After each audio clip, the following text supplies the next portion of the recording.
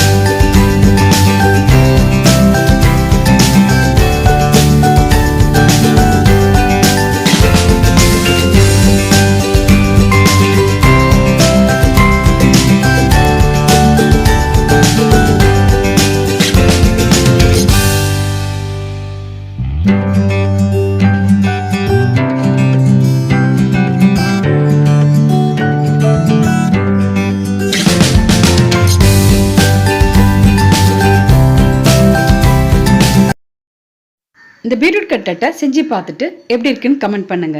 சமைத்து பாருங்க, சுவைத்து மகிழுங்க.